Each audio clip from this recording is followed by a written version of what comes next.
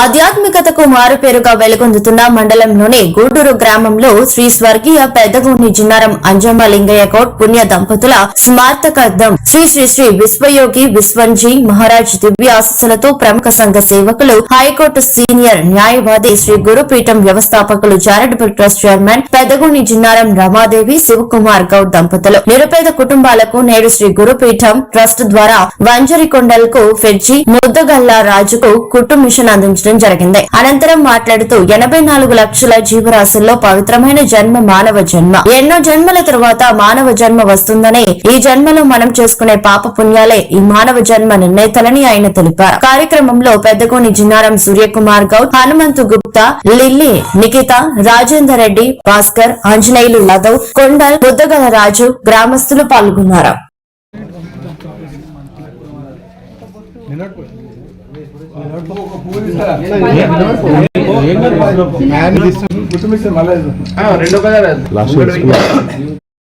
శుక్లాం వరదరం విష్ణుం శశివర్ణం చతుర్భుజం వసన్నవదనం ధ్యాయే సర్వవిఘ్నోపశాంతయే.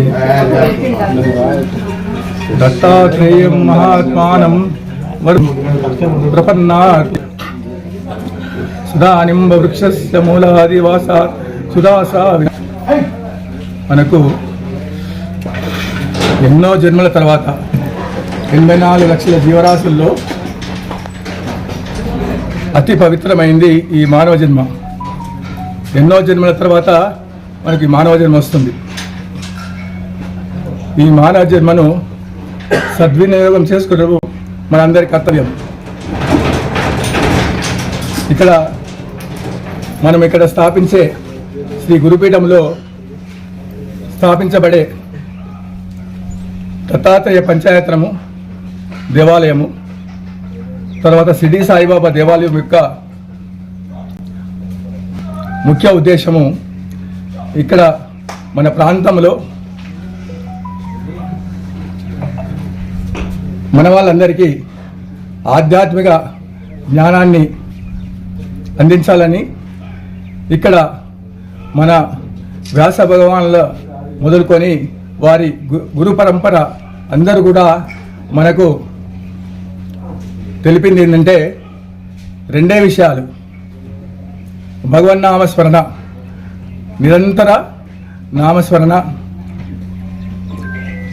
భగవద్ధ్యానము, తర్వాత పరోపకారము.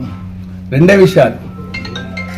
ఈ గురుపీఠ స్థాపన ధర్మో రక్షిత రక్షిత అనే నానుడి తీసుకొని ధర్మ విరుద్ధంగా మనము ఇక్కడ నిరంతర నామస్మరణ జరగాలి. తర్వాత ఈ గురుపీఠం ద్వారా అందరికీ జ్ఞానోదయాన్ని కలిగించాలి అనే ఉద్దేశము. మరియు ఈ శ్రీ గురుపీఠం చారిటబుల్ ట్రస్ట్ ద్వారా అయినంత మట్టుకు అవసరం ఉన్న వాళ్లకు, నిరుపేదలకు, నిర్భాగ్యులకు, అనాథలకు, అటువంటి వాళ్లకు సహాయాన్ని అందించే ఉద్దేశంతో ఈ స్థాపించడం జరిగింది. అతి త్వరలో మనము శిలాన్యాసం శ్రీ శ్రీ శ్రీ విశ్వజీ మహారాజ్ గారి ఆశీస్సులతో ఇక్కడ శిలాన్యాసం చేసుకున్నప్పటి నుండి ఇప్పటి వరకు కూడా నిరంతరంగా నిర్మాణ కార్యక్రమం జరుగుతూనే ఉంది.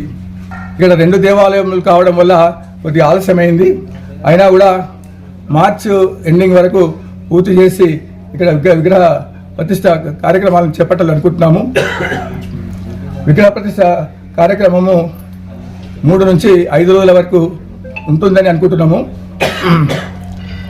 అయితే ఇప్పుడు విగ్రహాలు కూడా జైపూర్లో వియత్నాం మార్బుల్తో చేసిన విగ్రహాలు కూడా రెడీగా ఉన్నాయి. మేము ఈ ఫిబ్రవరి ఎండింగ్లో కానీ మార్చి ఫస్ట్ వీక్లో కానీ విగ్రహాలు ఇక్కడికి వస్తాయి. వచ్చినప్పుడు కూడా కార్యక్రమాలు ఉంటాయి.